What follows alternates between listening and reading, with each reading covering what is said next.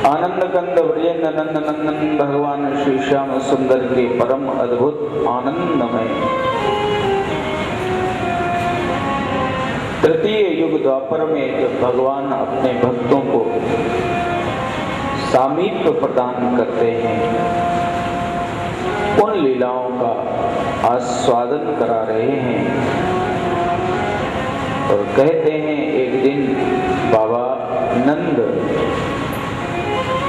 रात्रि में समय का आभास न होने के कारण यमुना में प्रवेश कर गए, तो बाबा यमुना में डूब गए। ग्वाले गए अर्धरात्रि में भगवान को जगाया कनुआ, बाबा यमुना में डूब गए। भगवान दौड़ करके आए हैं और भगवान ने यमुना में छलांग लगा दी। भगवान सीधे यमुना से वरुण लोक गए। जिस समय वरुण जी ने भगवान को देखा, उठ करके अपने आसन से भगवान को विराजमान कराया, पूजा आरती की और पूछा, इस समय तो आप मृत्यु लोक में थे, यहाँ कैसे पधारे? भगवान ने कहा, वरुण, हमारे बाबा आज रात्रि में यमुना में स्नान करने आए थे। ग्वालों ने मुझे बताया है कि तुम्हारे दूत उन्हें पकड़ करके ले आए। वरुण जी ने कहा, आपने नियम बनाया है कि अर्धरात्रि के समय जल में स्नान नहीं करना चाहिए। यदि कोई जल में प्रवेश करता है तो उस समय हमारे दूत भ्रमण करते हैं और वो पकड़ करके लाते हैं। आपके बाबा देखो कारागार में बैठे हुए। भगवान ने कहा, उन्हें तुरंत निकाल करके लाओ, वरना हमारी लीला अधूरी रह जाएगी। वरुण जी ने कहा कि जैसी आज्ञा। वरुण जी गए, तुरंत बाबा को लेकर के आए। भगवान को देखा तो बाबा रोने लगे। अरे कनुआ, मुझे बड़ी तकलीफ हुई। भगवान ने कहा, नहीं बाबा, तकलीफ वाली बात नहीं है, ये तो सब अपने ही चेले हैं और मैंने यहाँ अंदर आपके लिए भजन करने के लिए गुफा बनवाई थी। आपको अच्छी लगी कि नहीं लगी? लगी हो तो रह जाओ, बाबा के अश्रु चल रहे हैं। नहीं कनुआ, मुझे एक क्षण भी नहीं रहना, मुझे तो तेरे साथ वृंदावन में रहना। भगवान ने कहा, बाबा चलो। जब भगवान बाबा को लेकर के वृंदावन में आए तो सवेरे पूरा ब्रज एकत्रित हो गया और बाबा सबसे एक बात कहते हैं, देखो भैया, गर्गाचार्य जी ने कहा था हमारा बेटा यहाँ का नहीं है, मैंने नहीं माना। सांडिल्य जी ने कहा, हमने नहीं माना। पूतना को मारा, इतने बड़े बड़े दैत्य मारे, लेकिन हम ये सोचते थे नहीं, हमारा लाला कुछ नहीं करता। लेकिन आज मैंने देख लिया है, हमारा लाला वृंदावन का नहीं है, ये तो गोलोक का रहने वाला है। इसके जो नौकर चाकर हैं वो इतने बड़े बड़े हैं, पैर छूते हैं, आरती उतारते हैं। अरे भैया, मेरा लाला यहाँ का नहीं। अब व्यक्ति बड़ा हो जाए ना, बड़ा तो चाहे जितना बड़ा हो जाए, लेकिन बिरादरी के लोग और उसके आसपास के लोग उसको बड़ा नहीं मानते। भगवान जब गाय चलाने गए यमुना के किनारे तो ग्वालों ने घेर लिया। चोरे कनुआ, ये बाबा क्या सवेरे से कह रहा है? लगता है बूढ़ा हो गया बाबा। ये कहता है तू वृंदावन का नहीं। बड़े बड़े नौकर और अखाड़े में मैं तुम्हें पटकता हूँ, बता तू कहाँ का है? जा समझा के आ बाबा को, या तो ये कहना बंद कर दे कि तुम गोलोक के हो, और नहीं तो यदि बाबा को तुम सही ठहराते हो तो मुझे अपना गोलोक दिखाओ। कहाँ है तेरा गोलोक? भगवान बहुत देर तक सुनते रहे। भगवान ने कहा, देखो मैं बाबा से तो कुछ नहीं कह सकता, ठीक है, आप यदि गोलोक देखना चाहते हो तो अपने नेत्र बंद करो। वृंदावन के किनारे जितने ग्वाले थे सबने नेत्र बंद कर लिए और जैसे ही नेत्र खोले तो वो गोलोक था। हजारों हजार सूर्य का प्रकाश। ग्वाले नीचे बैठे हैं, एकदम दुग्ध से भी ज्यादा श्वेत जहां का फर्श है। भगवान ऊपर सिंहासन पर बैठे हुए थे। था शयन पाटांबर अरुण जिसमें हरि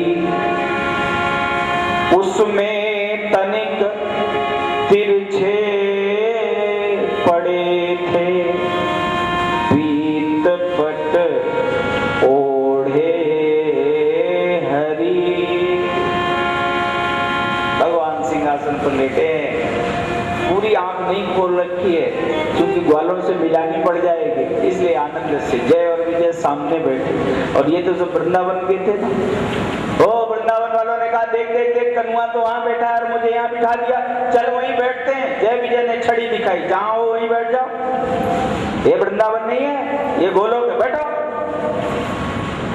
अब ये डर गए, बैठ गए वहीं। अब वहीं से आवाज लगाने लगे, एक कन्हुआ देखो ये तुम्हारे नौकर। बोलो, उन्होंने कहा चुप, यहाँ शोर नहीं करते, चुप।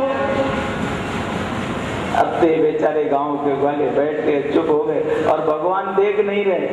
भगवान ने एक बार ग्वालों की ओर देखा, देख लो यही हमारा गोलोक है। ग्वालों ने हाथ जोड़ दिए, महाराज आपके इस गोलोक में तो मुझे एक क्षण भी अच्छा नहीं लग रहा है, मुझे ये गोलोक नहीं चाहिए। भगवान ने कहा नहीं चाहिए तो नेत्र बंद करो। जैसे ही आंखें बंद की और जब आंखें खोली तो कोई गोलोक नहीं था, बस वही भगवान बांके बिहारी हैं, एक शिलाखंड के ऊपर बैठे हैं। ग्वाले दौड़ दौड़ करके जाते, कोई चरण रज लेता, कोई हृदय से लगाता, कोई भगवान से कहता है कन्हुआ आज के बाद तू अपना कभी भी गोलोक मुझे मत दिखाना। भगवान ने कहा भैया एक बात बताऊं, मैंने आपको गोलोक नहीं दिखाया है, आपने जबरदस्ती देखने की जिद की है।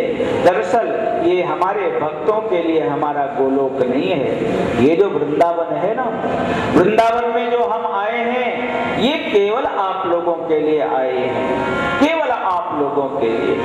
सो केवल भगतन हित लागी,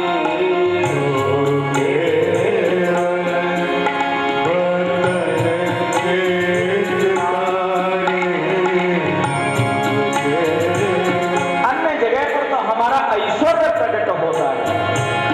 हमारी जो जैसी स्थिति में भजन में भावना लेकर के हमारी आराधना करता है ये लोग उन लोगों के लिए, लेकिन हमारे जो निराकार भक्त हैं, जो किसी भी जो सापेक्ष होकर के भजन नहीं करते, निरपेक्ष होकर के भजन करते, उनको तो हम अपना सामीप्य प्रदान करते हैं।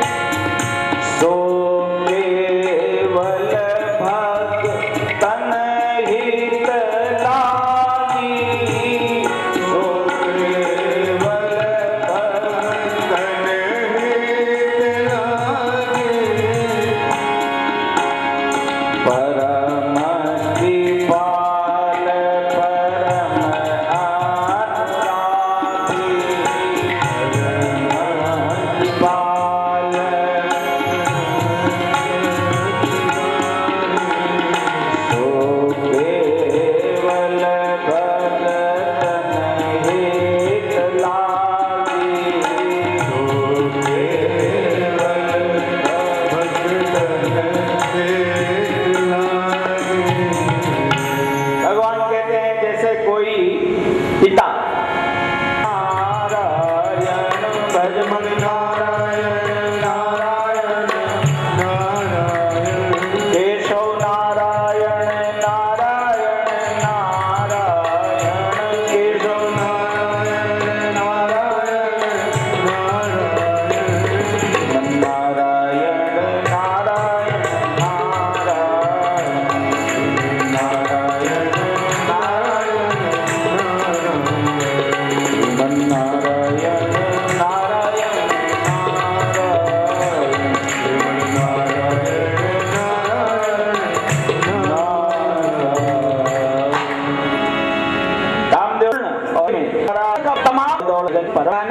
किसी कारीगर ने नहीं बनाया है। हाँ, नाथ से भगवान को गोपीनाथ के रूप में प्रकट होना पड़ा। वृंदावन में ये 4 मूर्तियां क्रम से उत्पन्न हुई हैं और अपने अपने समय में सबका बड़ा प्रभाव रहा। सबसे पहले हानाथ से गोपीनाथ, रमण से राधा रमण भगवान, हानाथ रमण प्रेष्ठ से श्री राधा वल्लभ जी और महाभुज से श्री बिहारी जी का अवतार हुआ है। ये 4 मूर्तियां वृंदावन में किसी ने बनाई, बिहारी जी का सबसे बाद में हुआ है। हरिदास जी महाराज ने उनको प्रकट किया था। सबसे बाद का अवतार श्री बिहारी जी महाराज का है। ये महाभुज के रूप में है। आज जिस समय इन गोपियों ने देखा प्रिया जी रो रही हैं, अब तो वे गोपियां रोने लगे। हे श्याम सुंदर जयति तेधिकं जन्मन प्रजा। आपको मैं जानती हूँ, आप ब्रज में आए हो, साधारण नहीं हो। इंद्रादिक देवता जिनके चरणों में नतमस्तक होते हैं, ब्रह्मादिक देवता जिनके सामने नतमस्तक होते हैं, साधारण नहीं है। लेकिन मैं तो आपकी लीला में आनंद दे रही थी सरकार। अगर आप प्रकट नहीं हुए तो अब हमारे प्राण बच नहीं सकते। अगर आपको इसी तरीके से दुख दे दे करके, विरह दे दे करके मुझे मारना था, तो आपने मुझे दावानल से क्यों बचाया, जहर से क्यों बचाया, बार बार आने वाले दैत्यों के कोप से मुझे क्यों बचाया। हे श्याम सुंदर प्रकट हो जाओ, इस समय मेरे प्राण जा रहे हैं। तव कथा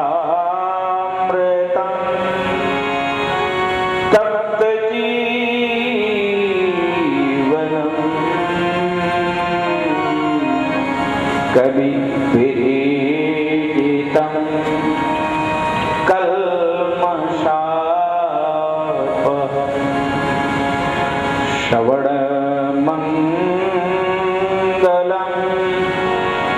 श्रीमदाततं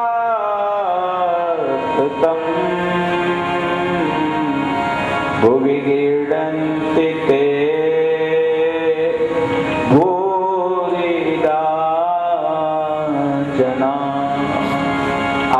जो कथामृत है वो केवल मुझे जिला रहा है, वरना प्रहसितम प्रिय प्रेम वीक्षणम विहरणं च ते ध्यान मंगलम रहस्यम या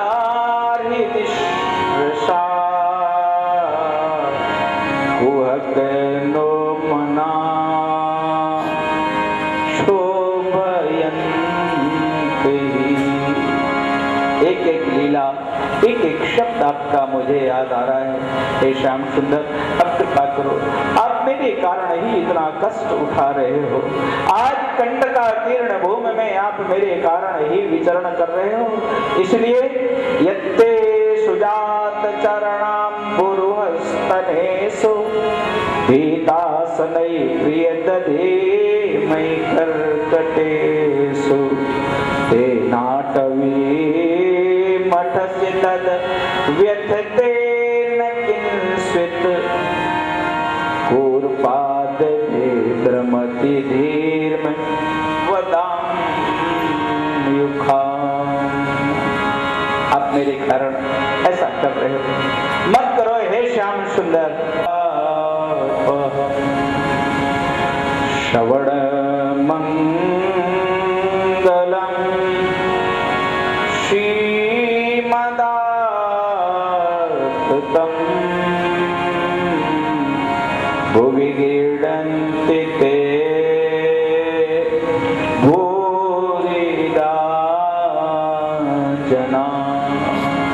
आज आपका जो कथामृत है वो केवल मुझे जिला रहा है, वरना प्रहसितं प्रिय प्रेम वीक्षणं विहरणं च ते ध्यान मंगलम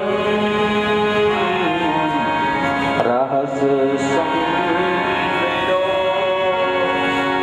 या हृदि कुहक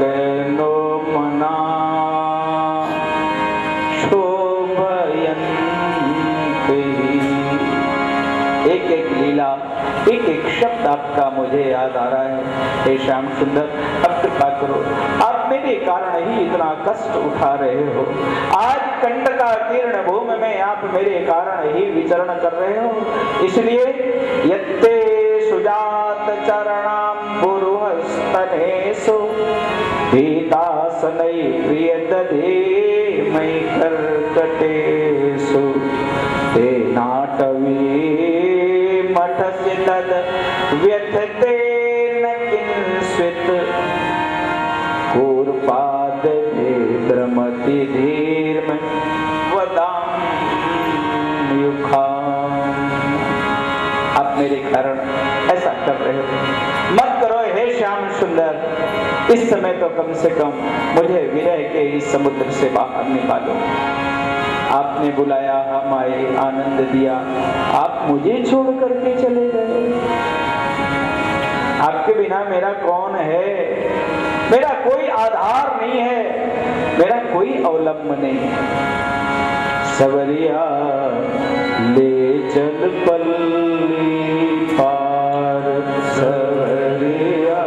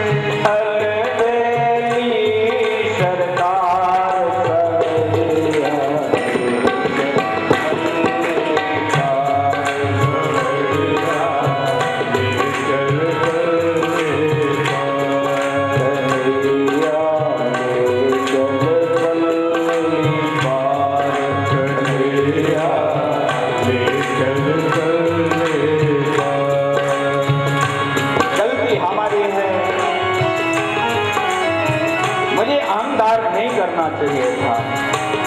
और जब तक अहंकार होगा तब तक हम आपसे मेल नहीं पाएंगे। लेकिन अहंकार मैंने किया। हे श्याम सुंदर, अब मेरा ये निवेदन है, आत्मनिवेदन। गुण अवगुण सब तेरे अर्पण, गुण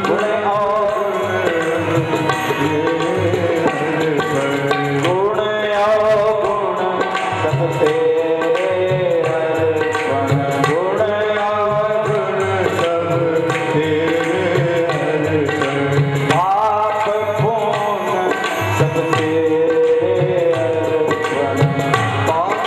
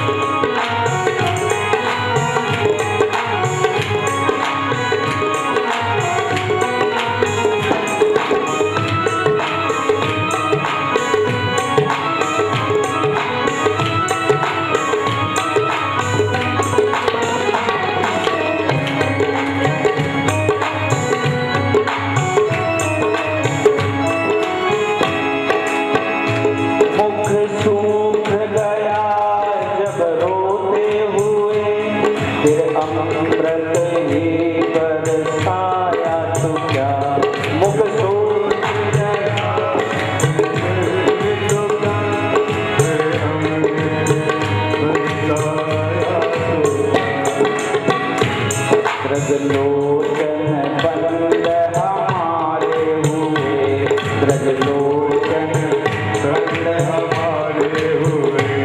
फिर निष्ठुर तू मुस्काया तो क्या, फिर निष्ठुर तू मुस्काया तो क्या। जब डूब चुके भवसागर में, जब डूब चुके भवसागर में, फिर नाम के नाम को लाया तो क्या, फिर नाम के नाम को लाया तो क्या। फिर नाम के नाम को लाया तो क्या। फिर नाम के नाम को लाया तो क्या।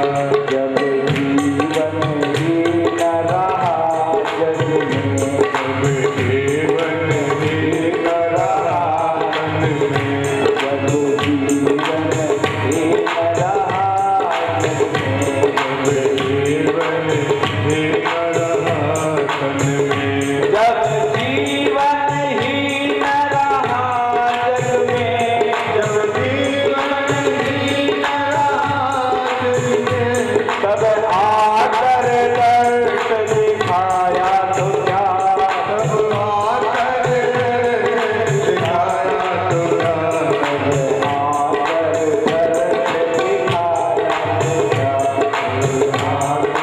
दर्श दिखाया तो क्या, आकर दर्श दिखाया तो क्या। आकर दर्श दिखाया तो क्या। मेरे प्रीतम मेरे माही, मैं हूँ तेरी प्रेम रागनी,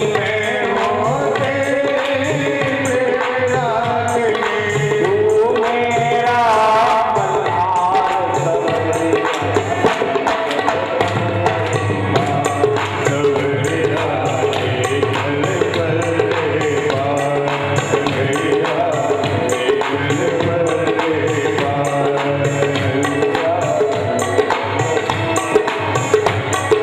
जहाँ पिता तेरा आज्ञानी, जहाँ पिता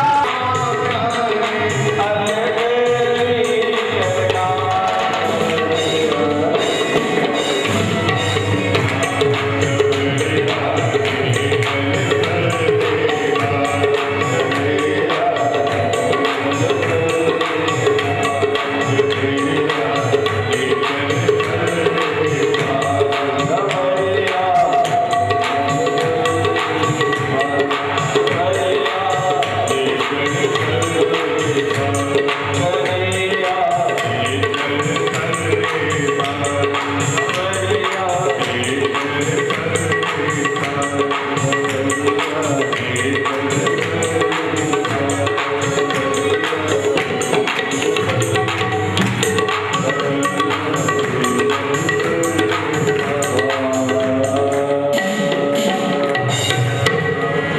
रुरुदोषश्वरं राजं कृष्णदर्शनलालसा। श्री सुखदेव जी महाराज राजा परीक्षित को कथा सुनाते हुए कहते हैं, गोपियों के नेत्रों से अश्रु गिरने लगे। भगवान उसी समय, भक्त का सब कुछ भगवान सहन करते हैं, लेकिन नेत्र से निकलने वाले अश्रुओं को भगवान सहन नहीं कर पाते। सुखदेव जी कहते हैं, तासामाविर्भूच्छोरि स्मयमान मुखाम्बुज, साक्षात् मनमथा। भगवान पीताम्बर ओढ़ करके गोपियों के साथ में घूम रहे थे, कहीं गए नहीं है भगवान कहीं जाते नहीं है, लेकिन गोपियों को अहंकार हो गया तो भगवान ने पीताम्बर ओढ़ लिया। जैसे ही गोपियों ने अश्रु बहाए, भगवान तुरंत प्रकट हो गए, तुरंत। भगवान कहीं नहीं जा सकते, प्रबल प्रेम के पाले पर। कथा उन लोगों को सुननी चाहिए जिनका मन उनके बस में नहीं रहता है, उनको इसका पाठ करना चाहिए। हमारे पूज्य ब्रह्मचारी जी महाराज, जो जिनके चरणों में हम सब लोग रहे हैं, नित्य प्रति रास का पाठ। हम लोग जब गंगा जी से चलते थे, पूजन करने जाते थे, तो रास के इन 5 अध्यायों का पाठ कर लेते थे, हम लोगों को करवाते थे। उस समय ऐसा लगता था कि क्या होगा, लेकिन अब पता चला कि कितनी बड़ी ये औषधि है। ब्रह्मचर्य संरक्षण के लिए संसार में रास के इस अनुष्ठान के अलावा दूसरा कोई अनुष्ठान नहीं है। और लिखा है शुद्ध कामी को इस कथा से दूर ही रहना चाहिए, क्योंकि जब वो इस कथा को सुनेगा, सरस कथा को, तो वो भगवान से अपने को मिलाएगा कि हमारे भगवान ऐसा कर सकते हैं तो हम क्यों ना करें, ऐसा मन में आएगा। भगवान ने किया तो ठीक है, लेकिन कृष्ण कथा समझनी पड़ेगी। ऐसे ऐसे हम इसका अपने जीवन में नहीं उतार सकते। देखो भगवान नचे हैं और हम भी नचेंगे, तो पहले समझना पड़ेगा। रास के पहले भगवान काली नाग के ऊपर नचे, इसके 100 फन थे। अब वैसे तो नाचने को तैयार हो जाते, लेकिन अभी एक सांप आ जाए तो हमारी क्या दुर्गति हो जाएगी? उसके साथ हम नृत्य कर सकते हैं क्या? काली की फनाली पर नाचत बनमाली। भगवान है, वो पहले सर्प को अपने वश में करते हैं। काल रूपी सर्प को वश करने के बाद तब अपने जीवों को अपने आत्मसात करते हैं। इसलिए भगवान की कथा श्रवण तो करनी चाहिए, लेकिन उसका उदाहरण दे करके जीवन में कभी जल्दी से बिना समझे हुए उतारने की कोशिश नहीं करनी चाहिए। इसीलिए कहा गया भगवान कृष्ण की कथा श्रवणीय तो है, लेकिन अनुकरणीय नहीं है। 3 जगह से टेढ़ा है वो, 3 जगह से। आदमी एक जगह से टेढ़ा हो तो समझ में श्री राम अनुकरण करना है तो श्री राम जी का, वो सीधे हैं एकदम। राम का नाम सीधा है, राम बोलो तो यहाँ से नाभि से आवाज निकलती है राम, और कृष्ण बोलो 3 जगह जीभ टेढ़ी हो जाएगी, ठीक है ना। तो ये तो चलते भी हैं तो भी टेढ़े, खड़े भी होते तो भी टेढ़े, देखते भी हैं तो भी देखते कहीं चलते। इसीलिए तो हमारे भक्तों ने बड़ी प्यारी बात इनके लिए कही है, ऐसो चटक मटक को खाओ पीनहु लोकन ना, ऐसो चटक मटक को खाओ तीनों लोकन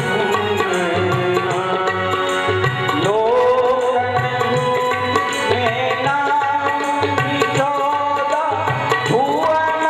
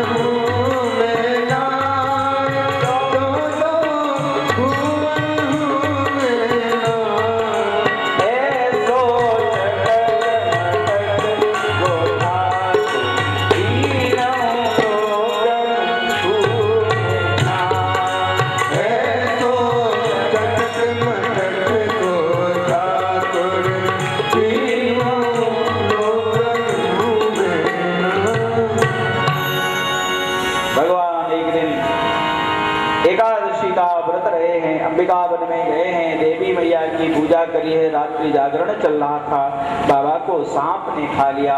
एकादश्याम निराहारा समभ्यर्च जनार्दन,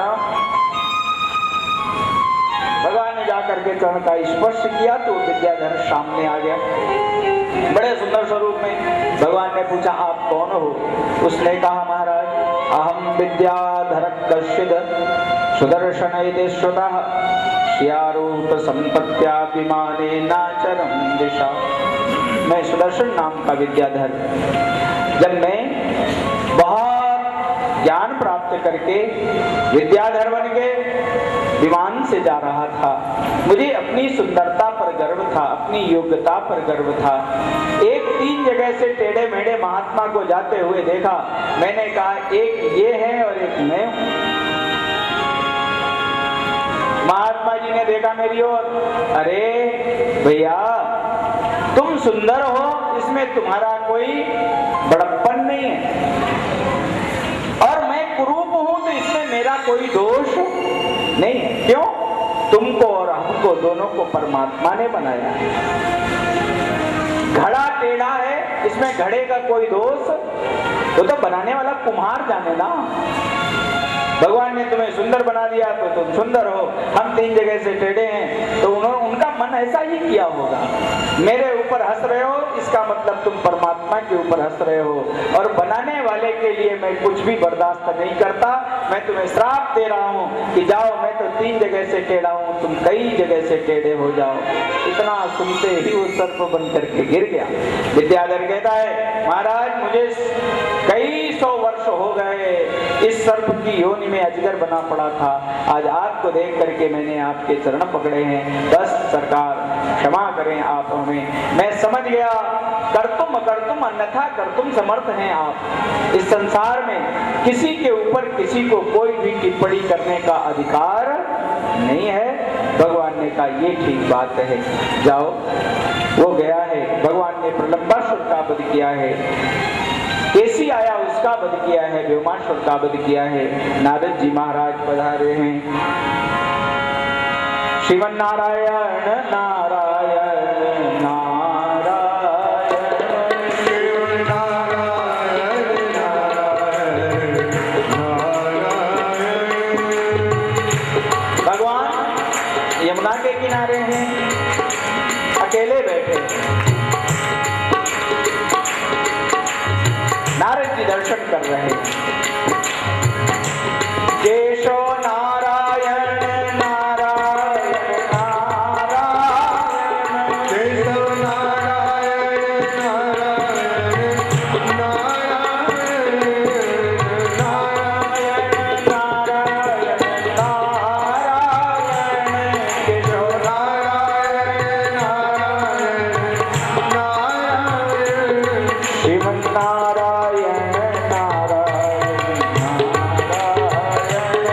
श्रीमन नारायण नारायण नारायण। भगवान ने कहा आइए देवर्षि पधारिए, विराजिए, बैठे। कैसे पधारे? नारद जी ने कहा आप भी तो दुखी लग रहे हो।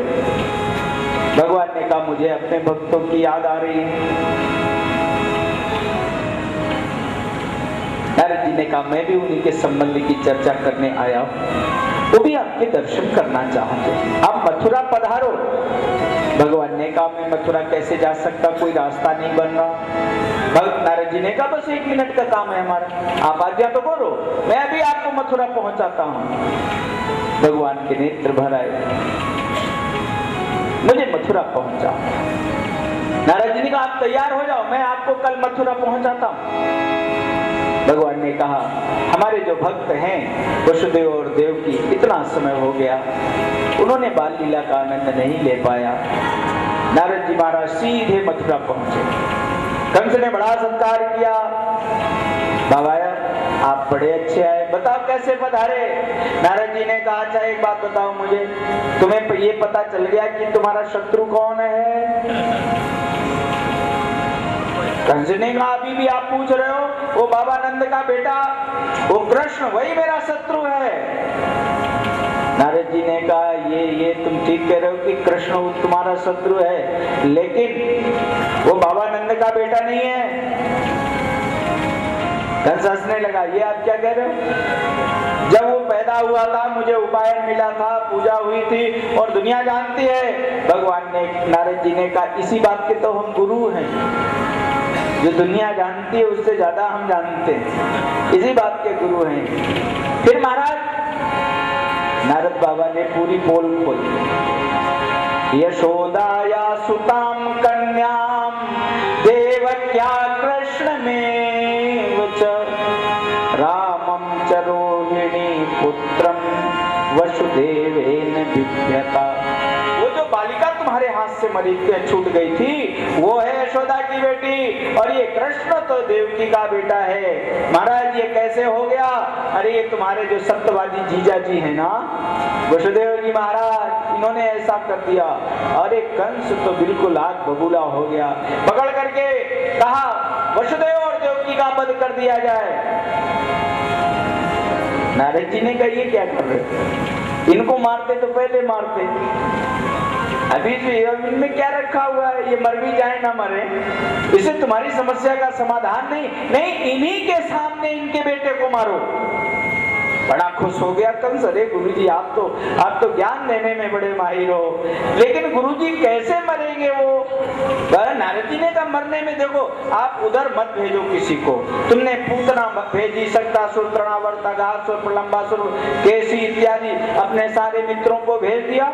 आज दिन तक कोई लौट करके ये बताने नहीं आया कि वो मारता कैसे है, कैसे मारता, तुम्हें उसके विषय में कुछ जानकारी नहीं। ऐसा करो मथुरा बुलाओ, बड़े बड़े पहलवान हैं, रजक है, हाथी तुम्हारा खड़ा है, उससे दबवा के कुचलवा के मार दो। सल तो सर चाड़ूर मुश्तिक, इतनी बड़ी सेना, तुम्हारे 9 भाई और कोई नहीं मार पाए, तुम तो हो। नारद जी ने ये नहीं कहा कि तुम भी न मार पाए तो, उन्होंने कहा नहीं तुम तो हो। कंस ने कहा ये आप बात ठीक कह रहे हो, लेकिन मेरे ऊपर विश्वास कैसे होगा, कौन लेने जाएगा? नारद जी ने कहा विश्वास पात्र व्यक्ति को भेजो। कंस ने सारे यदुवंशियों को जेल में डाल रखा था, लेकिन अक्रूर जी महाराज ऐसे थे जो प्रधानमंत्री बने हुए। ये राजनीति का मंत्र है, सत्ता किसी की आए वो मिनिस्टर हो, इसी को राजनीति कहते हैं, इसी को राजनेता कहते हैं। अक्रूर जी में बड़ी योग्यता थी, वो नारद जी की आंख में चढ़ गए थे। नारद जी ने अक्रूर जी को आगे कर दिया, अरे इसको भेजो, ये बहुत समझदार है। कंस ने तुरंत एक पत्र लिख करके दिया अक्रूर जी को। अक्रूर जी को जब यह कार्य सौंपा गया, अक्रूर जी ने मना कर दिया, मैं नहीं जा सकता। कंस ने कहा यदि तुम नहीं जाओगे तो तुम्हारी सोचा, मुझे यहाँ से पहले चलना चाहिए। बुद्धिमान व्यक्ति को उस समय को बचाना चाहिए जो प्रलय का समय होता है। निकल पड़े, सुबह से शाम तक विचार करते रहे। अक्रूरो पिचताम रात्रि मधुपुर्याम महामति उषित्वा रथमास्था प्रयो नंद गोकुल में जब पहुंचे, पत्र दिया है, बड़ा सब आने को तैयार, पूरे नगर को बाबा ने तैयार कर दिया। रात भर यशोदा मैया बहुत परेशान हैं, गोपियां परेशान हैं, कनुआ भी जाएगा। सवेरा हुआ, वाले तो दौड़ दौड़ करके आ रहे हैं, कनुआ मैं भी चल रहा, चलो आगे चलो, मैं अभी आता हूं। एक एक करके गोपियां जब पानी घाट की ओर जाती हैं, नंद भवन पानी घाट के पहले थे। गोपियों ने खाली पात्र रख दिए, अंदर गई, मैया लाला को गोद में लिए बैठी, बढ़िया श्रृंगार किया। लेकिन आज दोनों रो रहे हैं। मैया तो अपने को संभाले हैं। बाबा नंद ने कहा रोना मत, क्यों? तुम रो दोगे तो ये बालक वहां कैसे रहेंगे? अरे घूम के हमारे साथ आ जाएंगे। तो मैया तो अपने को संभाले, लेकिन भगवान चुप नहीं हो रहे। काजल लगाया, पूरा बह गया, पूरा। क्यों? भगवान को तो पता है अब इतने प्यारे भक्त अब जल्दी से मुझे मिलने वाले नहीं, भक्त छूट जाए। गोपियों ने, मैया यशोदा ने बाबानंद से कहा, इन दोनों बालकों को मत ले जाओ, केवल इन्हें ही, बाकी सबको ले जाओ तो काम चल जाएगा। बाबा ने कहा ऐसा मत कहो। गोपियां तो खुल करके बोली, बाबा हम अब कृष्ण के बिना जी नहीं सकते। बलराम कलेजे का टुकड़ा, बलराम कलेजे का टुकड़ा, कृष्णा नैनों का तारा है, कृष्णा नैनों का तारा है, अब कहीं नहीं जा सकते हैं, ये कहीं नहीं जा सकते हैं। अब मैंने यही विचारा है, अब मैंने यही विचारा है, बलराम कलेजे का टुकड़ा, बलराम कलेजे का टुकड़ा। बाबा ने कहा तैयार करो, मैं लेकर के बड़ी जल्दी आऊंगा। मैया ने जिस समय भगवान को रथ में बिठाया, जाते हुए भगवान को नहीं देख पाई मैया, पलट गई, अंदर गई, मूर्छित हो गई, नेत्रों से अश्रु बहे। गोपियां आई, देखा तो मैया मूर्छित है, कोई मेरी सुध लेने वाला नहीं। गोपियों ने आज ब्रह्मा को बहुत भला बुरा कहा, अरे ब्रह्मा अहो विधातस तव नाथ क्वचित दया संयोज मैत्र्या प्रणयेन देहिना। क्या किया तेने? हम कृष्ण के बिना तो जीवित रहे लेते थे, लेकिन तेने तो इतना प्यार भी करा दिया और अब कृष्ण को मुझसे अलग कर रहे हैं। लेट गई गोपियां, भगवान से एक ही बात कह रही, क्या तू हमसे नाराज हो गया? मैंने डांट डलवाई माखन के लिए, इसलिए तू नाराज है क्या? घनश्याम न जाओ छोड़ हमें, तुम बिन कैसे रह पाएंगे। घनश्याम न जाओ छोड़ हमें, तुम बिन कैसे रह पाएंगे। इस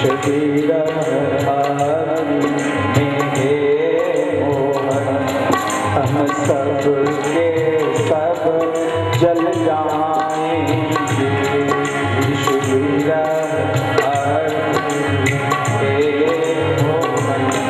हम सब के सब जल जाएंगे। घनश्याम न जाओ छोड़ हमें, तुम बिन कैसे रह पाएंगे। घनश्याम जाओ छोड़ हमें, तुम बिन कैसे रह। भगवान ने सबसे कहा मैं आऊंगा, तुम मेरी प्रतीक्षा करो। भगवान चले। अक्रूर जी के मन में बड़ा शक था। जब यमुना में स्नान करने लगे अक्रूर जी, उसी समय भगवान ने उनको दर्शन दिया। जहां शेष पर भगवान लेते हैं, अनिरुद्ध चार भान गद साम इत्यादि भगवान के आसपास हैं। बस अक्रूर जी का संदेह दूर हो गया और भगवान की स्तुति करी। सरकार, अभी तक मैं बहुत चिंतित था, लेकिन अब आपकी माया ने पर्दा हटा दिया है। जय राम हरे जय कृष्ण हरे, जय राम हरे जय कृष्ण हरे। तुमने जड़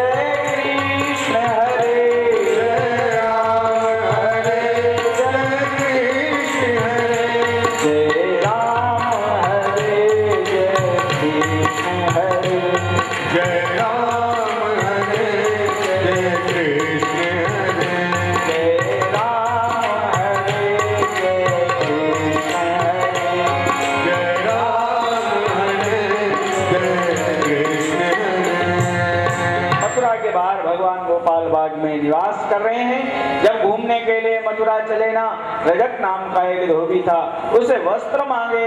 उसने कहा, अरे जंगल में रहने वाले, काली कमल डालने वाले, हाथ में लकुटिया लेने वाले। भगवान ने कहा, देखो ज्यादा मत बोलो। उसने कह दिया, अगर ज्यादा बोलने की बात करते हो ना तो तुम्हें मारने पर तो मथुरा का आधा राजपाट मिलने वाला है, मैं तुम्हारी हत्या कर दूंगा। भगवान ने कहा, ये रामावतार नहीं है कि मैं तुम्हारी सुन लूंगा, ठीक है ना, दे रहे हो कि नहीं। वो बाहर आने की कोशिश करने लगा। भगवान ने हाथ लंबा किया, एक तमाचा मारा, सिरा कादाय पाते, गर्दन कट गई उसकी। हाहाकार मच गया, बाकी लोग भाग गए। सबने कपड़े उठाए, लेकर के कपड़े चलने लगे। वो बड़े मनसूबा था ना, अब कभी तो इन्होंने कपड़े तो पहने नहीं, ये तो जंगल में रहने वाला, चूड़ीदार पैजामा हाथ में डाल के खड़ा हो गया। अब वो 3 हाथ नीचे लटक रहा। भगवान से बोला, कनुआ तेने इसका वध कर दिया, मथुरा मत चल, यहाँ बड़ा गड़बड़ है। भगवान ने कहा, क्यों, क्या है? बोले मथुरा के लोगों के हाथ बहुत लंबे लंबे हैं। भगवान ने कहा, तुझे कैसे पता चला? मनसुखा कहता है, हाथ में पहनने वाला हमारे हाथ के 3-3 हाथ नीचे लटक रहा है। भगवान ने कहा, देखें। भगवान ने कहा, भैया ये हाथ में पहनने वाला नहीं, ये तो पैर में पहनने वाला है, चूड़ीदार पैजामा। जिस समय चूड़ीदार पैजामा अचकन पहनी ना भैया, ये तो माखन मिश्री के खाए हुए ग्वाले थे। वस्त्र भी उनके ऊपर अच्छे लगते हैं जिनके शरीर अच्छे होते हैं। किमेव ही मधुरम मंडनम नाकृतीनाम।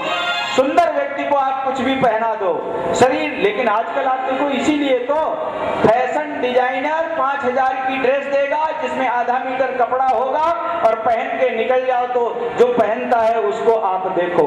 हमारे यहाँ पहले पहले पहले सुंदरता का आकलन वस्त्र के छोटे होने से नहीं थे, वस्त्र की कमी से नहीं थे। अब हम सुंदरता के नाम पर केवल एक समाज में कम वस्त्र की नग्नता परोस रहे हैं। कौन सी संस्कृति हम देने के लिए जा रहे हैं? सुंदर व्यक्ति को तो आप कुछ भी पहना दो, केला का पेड़ कितना सुंदर लगता है, और बंबूल को पीतांबर पहनाओ तो आपको पता चलेगा। पीतांबर पहनने से किमेव ही मधुरम मंडनम नाकृतीनाम। आज जब ग्वालों ने कपड़े पहने हैं, मोटे ताजे खाए पिए थे, चूड़ीदार पैजामा अचकन पहन के निकले, दर्जी ने वस्त्र ठीक किए, माला डाली है, माली ने कुब्जा ने चंदन लगाया, उसके तीनों गले ठीक करके सामने धनुष रखा हुआ था। करेण भामेन शलील मुद्रतम संजम चक्रत्वा निमिषेण पश्यताम। बाएं हाथ से भगवान ने धनुष को उठाया, 2 भागों में विभक्त किया। सेना दौड़ी मारने के लिए भगवान ने बलराम जी को दिया, एक अपने हाथ से मार लगाई तो भगदड़ मच गई, हाहाकार मच गया। भगवान लौट करके आए हैं। आज रात्रि में भगवान जब निवास कर रहे हैं, कंस को भयंकर भयंकर सपने आए। सुबह जब जगा तो ये अपने सपने बता रहा है, कोई मुझे मैं प्रेतों के साथ नृत्य कर रहा हूँ, कोई शमशान ले जा रहा है, कोई गधे पर बिठा रहा है। छिद्र प्रतीति छायायाम, मेरी छाया में छिद्र दिख रहे हैं, कोई मुझे तैल से स्नान कर रहा है। मरने के सारे लक्षण दिख गए। अब ब्राह्मणों ने कहा, हम फल बता देंगे, तो ये तो बाद में मरेगा, पहले तो मुझे मारेगा, इतना दुष्ट है ना। परु भल बास नरक करता, परु भल बास नरक करता। नरक में भगवान बास दे दे तो ठीक है। परु भल बास नरक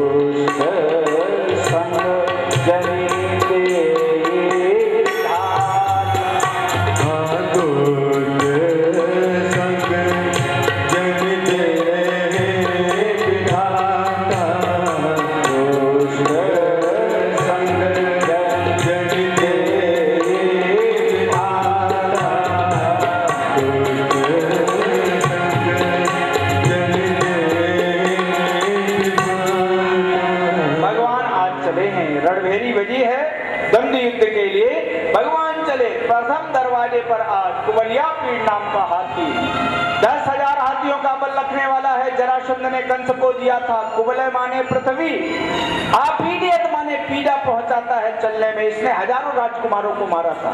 दहेज में मिला हुआ हाथी है। आज इसे भांग पिला करके खड़ा किया गया। भगवान ने जाकर के कहा, भैया जरा रास्ता देना हमको। अम्बस्थ मार्गम नौदेहि पक्रमाम माचिरम नुचेत सकुंजरम त्वाद्य नयामि यम साधनम। नहीं माना, दौड़ करके हाथी को आगे बढ़ाया। हाथी ने भगवान को सूंड में लपेटा। भगवान पीछे निकल करके गए हैं और जैसे ही भगवान पीछे गए, पूंछ पकड़ी भगवान ने और घसीटते ले गए। हाथी चिल्लाड़ करके पूरी आवाज लगाता है, लेकिन भगवान ने एक झटका दिया, मत्थे के बल आकर जाकर के टकराता है। एकदम रक्त का पनारा निकला और वो जो महावत था, महावत यहाँ से भगने लगा। भगवान ने कहा, मैं पहले तो रास्ता मांग रहा था, लेकिन अब क्या हो गया? एक तमाचा मारा, एक ही तमाचा में गोविंद आए।